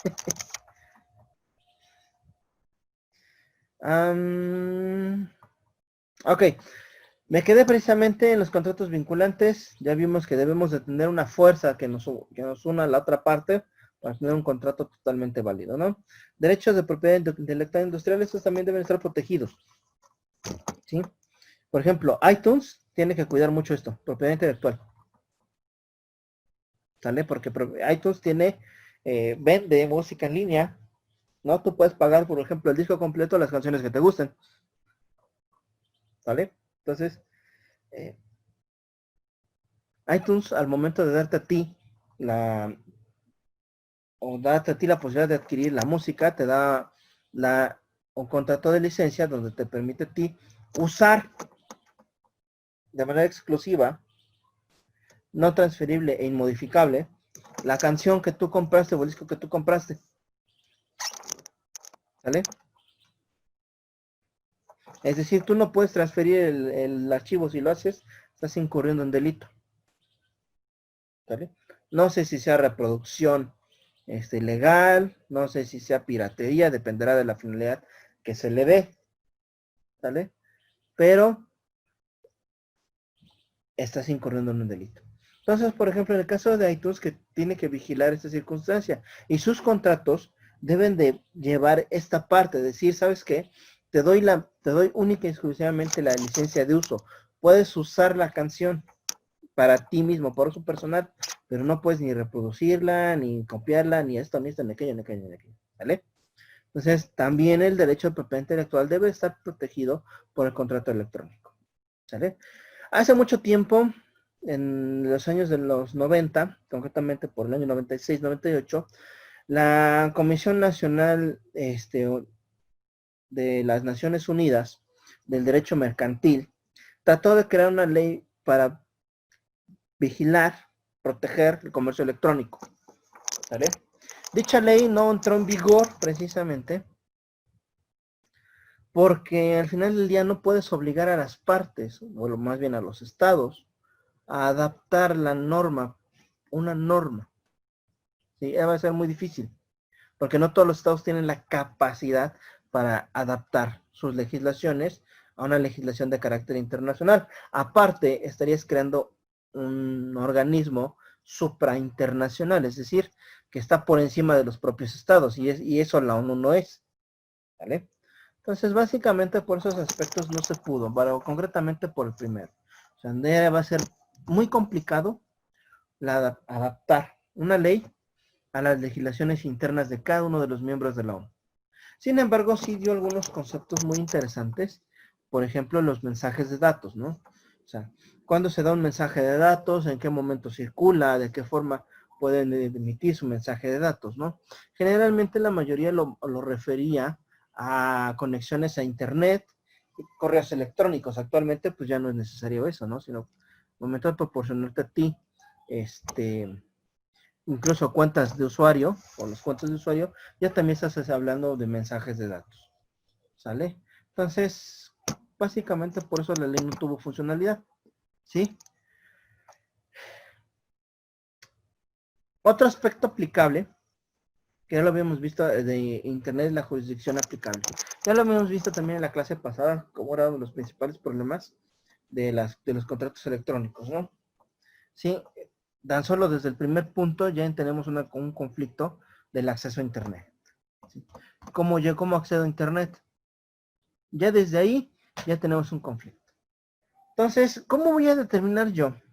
Si, por ejemplo, quiero comprar una computadora de Estados Unidos acá a México. ¿Cómo lo hago? ¿Sí?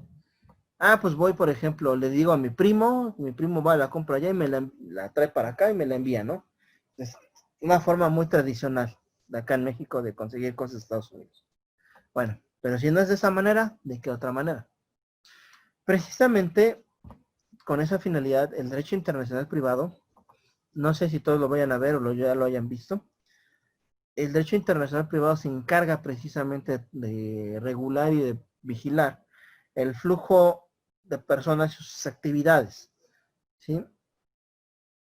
Entonces, de cierta parte se encarga de eso, pero lo más importante es que se encarga de determinar cuál es la competencia de la jurisdicción aplicable cuando las personas y sus actividades producen efectos en dos países o en dos estados diferentes. ¿Sí?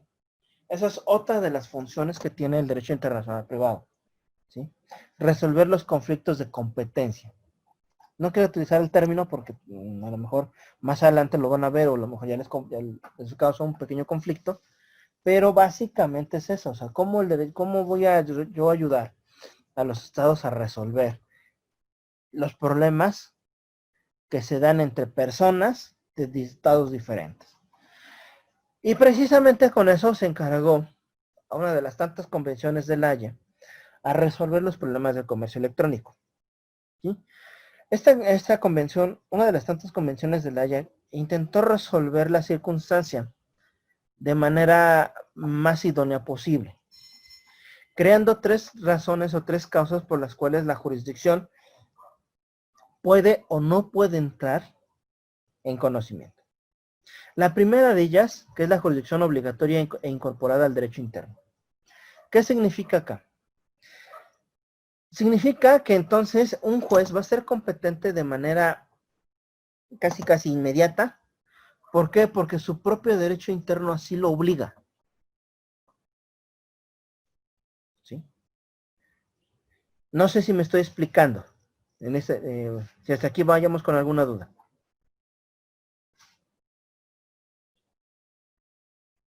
Niños. Todo bien, profe. ¿Los demás?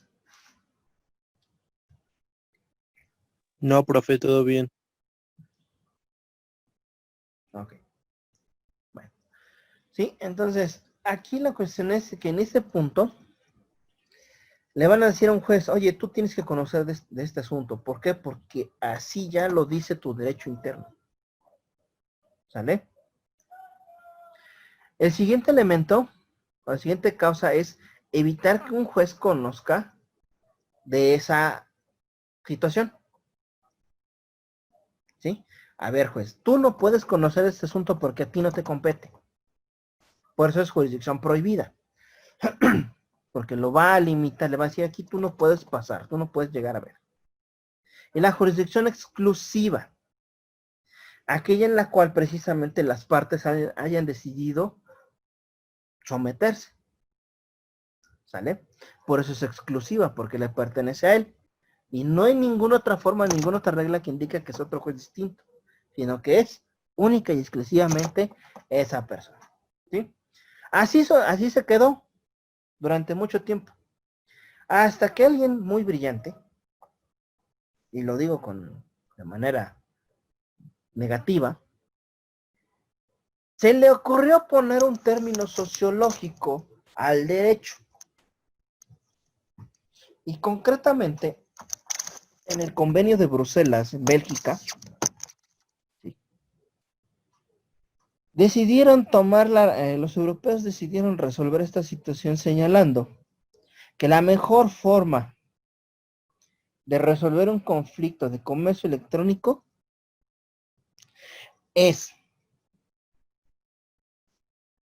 que el juez competente va a ser aquel en donde el demandado tenga su residencia habitual. No, pues ya. Ahora sí, los europeos nos fallaron. ¿Por qué?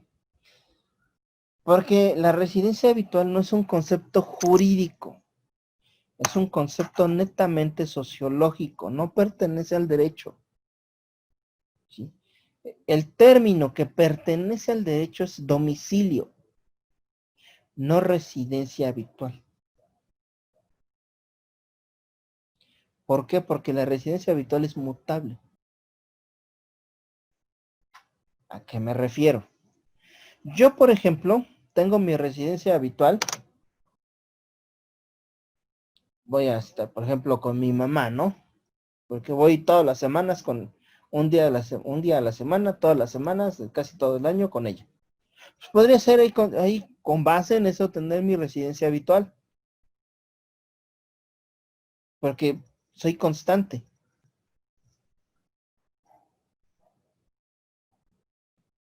O una persona que viva, por ejemplo, 6 meses en un lugar, va a ser su residencia habitual por esos 6 meses. ¿Por qué? Porque va a estar ahí de manera constante.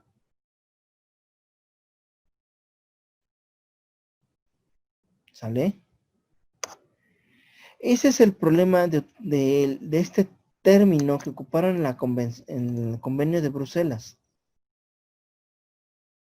Que no es un término que pertenezca al derecho. Es un término muy amplio. Sí, mi residencia habitual, ok. ¿Cuál es? Unos van a decir, sí, pues ¿dónde están mis hijos? Sí, es tu residencia habitual, pero jurídicamente es tu domicilio familiar.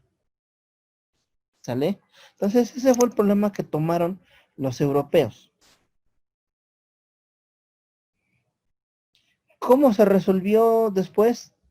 Ahorita lo vamos a ver. Y después se van a ir de espaldas, pero bueno. ¿Sale? Ahora, aparte de este problema, existe otro problema. Bueno, ¿qué pasa, por ejemplo, con los bienes que ustedes compran en internet y que llegan físicamente a su domicilio? Por ejemplo, unos zapatos, unos tenis. ¿Qué pasa con ellos? ¿Cómo resolvieron esa situación? Muy simple. Es juez competente para conocer del conflicto en donde se haya entregado el objeto. No importa si fue total, parcial o donde se haya designado para que llegase. Ese es el juez competente. Es decir, si nosotros compramos, por ejemplo, unos tenis de Suecia y los traen para acá, el juez competente para conocer del conflicto, del no envío o del contrato de compraventa es el juez mexicano.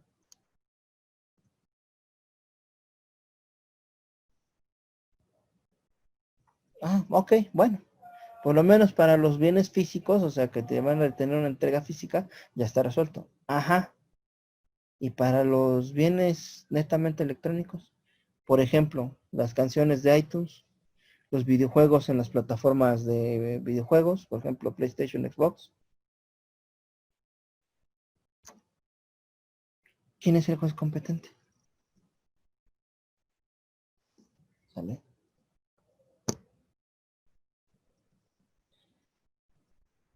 Precisamente se intentó resolver esta situación con otro concepto medio macabro. ¿Sí?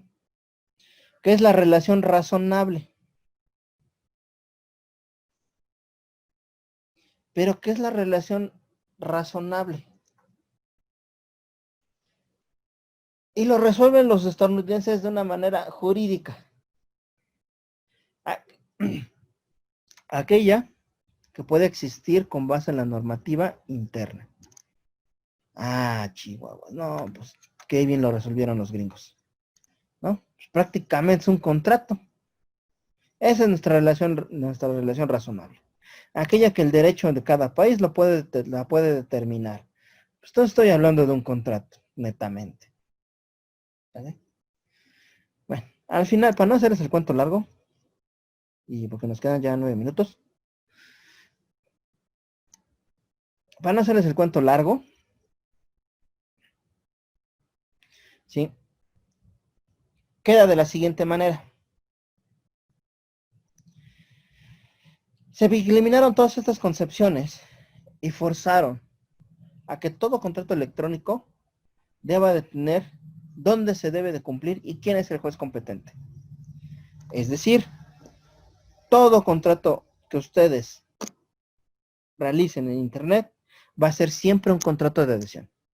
Es decir, va a tener sus cláusulas perfectamente definidas y va a definir quién es el juez competente en caso de conflicto. Esa es la forma en que las Naciones Unidas, todo el mundo decidió que se va a resolver el comercio electrónico. Así evitamos conflictos de jurisdicciones, conflicto de competencias, conflicto de la no tipificación del delito, conflicto de lo que ustedes quieran, gusten, manden y ordenen. Con eso está resuelto. ¿Por qué? Porque automáticamente nos estamos sometiendo a una ley determinada. ¿Sí? ¿Pero por qué? Porque no única y exclusivamente lo que nosotros hacemos es dar nuestro consentimiento en ese tipo de contratos. Por eso la respuesta a todos nuestros males es contratos de adhesión.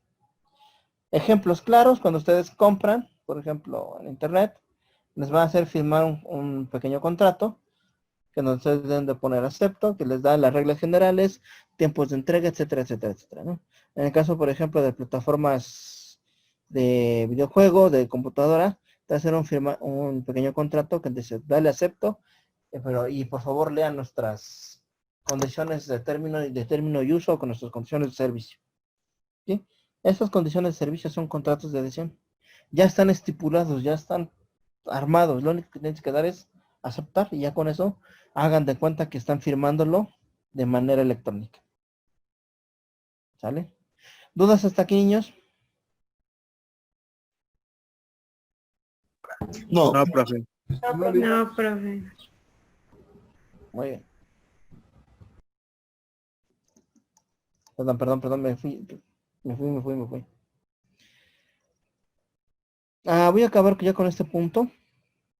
¿Sí? No con este, sino este ya es el último punto más bien. Observancia y confidencialidad, ¿no? Bueno, ¿cómo logramos hacer que tengamos nosotros una mayor seguridad al comprar en Internet? ¿Se han fijado que todas las páginas que tienen posibilidad de compra te piden que te registres? Precisamente es por eso. La observancia y la confidencialidad. Es una forma de identificar a cada usuario. ¿Vale?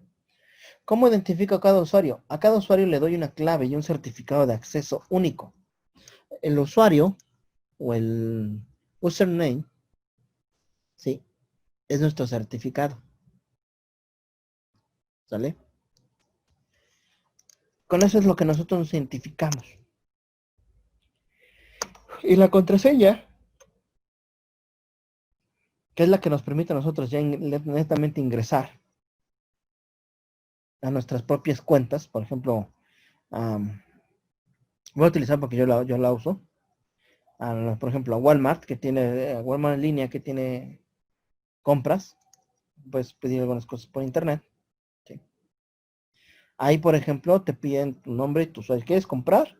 Necesitas tu nombre, perdón, tu nombre de usuario y tu contraseña. Y ya con eso puedes ingresar. Precisamente para eso, para evitar, de alguna forma, que otra persona utilice tu información. ¿Sale? Sin embargo, tenemos otro ejemplo muy claro con el SAT. ¿De qué manera? Los que ya están pescados por el SAT se van a dar cuenta que el SAT tiene, o la FIEL, contiene dos pequeñas cosillas que se llaman certificado o CER, y después un archivo que es la clave privada y que tiene la terminación key, o sea, de llave. ¿Sale? Eso precisamente es otra forma de observancia y confidencialidad. ¿Qué significa? El certificado es, digamos que es nuestra placa de identificación. Hagan de cuenta que somos soldados y ven que tienen los soldados como las plaquitas, ¿sí? Que se les conoce coloquialmente como perreras. Hagan de cuenta que nosotros tenemos esas plaquitas y nuestra plaquita es nuestro certificado, el CER, que tiene, que nos dan a nosotros a través de la carpeta fiel. ¿Por qué nos la dan a nosotros? Porque nosotros somos quienes somos los encargados de guardarla. ¿Sale?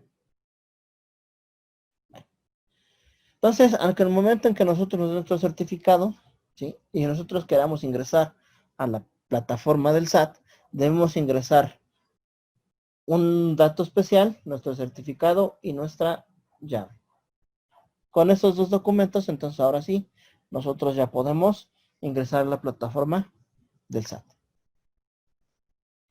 ¿Pero por qué lo hace? Porque cada uno de nosotros, ¿sí? Tiene que ser identificado de manera especial. Nosotros no somos una colectividad, pero individualmente también pagamos impuestos. ¿De qué forma el SAT haría o personalizaría, ¿sí? a cada usuario de su plataforma o a cada usuario del SAT? Pues de la forma en que permita yo tener toda su información personal, ¿sí? en un pequeño espacio. Eso es el certificado. Cuando ustedes abren su certificado, o sea, por ejemplo, ábranlo con mucho cuidado porque si lo modifican se le piden su clave. Cuando ustedes hablan certificado en un bloc de notas, se van a dar cuenta que ese bloc de notas arroja un montón de caracteres, a veces ilegibles, y en algunos casos van a aparecer pequeñas letras, ¿sí? O números, que van a coincidir con nuestros datos personales, ¿sí? Para eso es el certificado, para proteger todo eso, nuestra información personal. La llave o la key, que nos da también el SAT, es única y exclusivamente un método validador de que ese certificado es real, existente y verdadero, ¿sí? Que no es una copia. Para eso nos dan a nosotros el archivo key. Cuando nosotros ingresamos nuestro certificado, ¿qué pasa? La página del SAT va a decir que no has ingresado la llave, ¿sí? Sin embargo, en realidad lo que te quieren decir es que, que no hay la validación de tu certificado. Si tu certificado no tiene la validez, o no se puede comprobar su validez por sí solo, porque requiere de información adicional que se encuentra dentro de dentro de la clave. Hasta aquí. ¿Tenemos alguna duda, niños?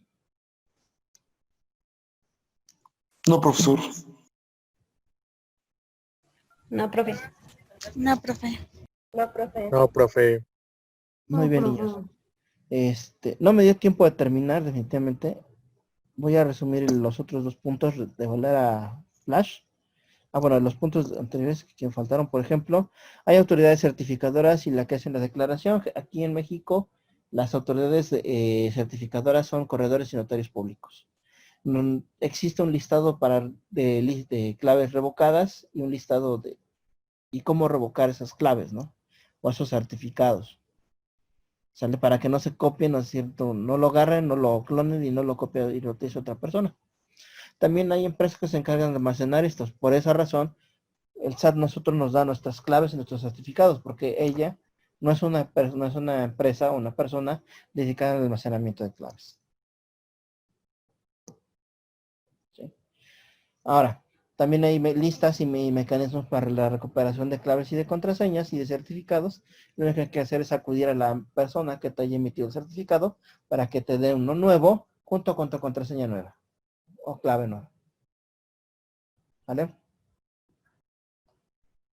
Existen varias formas de proteger las operaciones electrónicas a través de la firma electrónica y la firma digital. La firma electrónica son una serie de datos y características que fungen como firma, por ejemplo, tus datos personales, etcétera, etcétera. Y la firma digital es un conjunto de caracteres que tiene la finalidad de incluir información sensible, ¿sale? Esa es la firma digital. Por eso, en algunos casos, cuando ustedes ven las cadenas originales, o, por ejemplo, o el pago de impuestos, si ustedes revisan su código QR, es una firma digital. Ahí viene toda la información de ustedes. ¿Sale? La información del SAT dependiendo de. Ahora, para el encriptamiento, la forma de proteger los datos, hay simétrica y asimétrica. La simétrica es que todos los datos están alineados y la asimétrica significa que cada elemento es un contexto total y exclusivamente único. ¿Sale? De tal forma que cada elemento tenga la suficiente independencia para que en el caso de verse afectado pueda afectar a todo lo demás. ¿Sale? ¿Dudas hasta acá, niños? No, profe. No, profe. Oli, Ok, muy bien. Ya para terminar, nuestro código de comercio regula precisamente el comercio electrónico, ya señalándonos cuáles son los conceptos importantes, cuando hay una presunción de envío y recepción de mensaje de datos, que es un mensaje de datos, cómo debemos de guardar la información cuando se nos pide que esté de manera impresa o escrita, cómo se puede hacer esa situación, ¿sí? Cómo se debe entender cuando nos indican que se guarde la información de manera original, etcétera, etcétera, etcétera, ¿sí? También las digitalizaciones, la firma electrónica, los requisitos de la misma y quiénes pueden ser personas prestadoras de servicios de certificación. ¿Sale? Ok. Con eso entonces, bueno, reitero, chicos, con eso termino. No sé si tengan alguna duda de la materia en general. Que no, profe. Que no sea el examen, evidentemente. No, profe. oh, ya empezamos No, mal. profe, gracias. Muy bien. No, le. Chicos, yo me despido. Ojalá y espero hayan podido aprender algo de lo poco que sé. Y espero que haya sido lo claro posible para que ustedes pudieran comprenderlo de eso poquito que les enseñé. ¿Sale? Me despido. No sé si de manera definitiva, no sé si de manera parcial, pero me despido. Ojalá los pueda ver yo más adelante y si no, pues también fue un gusto conocerlos a todos y pues, que pasen un bonito día. Gracias. Hasta luego, profe. Sí, cuídese. Gracias, igual. Gracias, profe. Hasta luego. Profe. Profe, ok, gracias.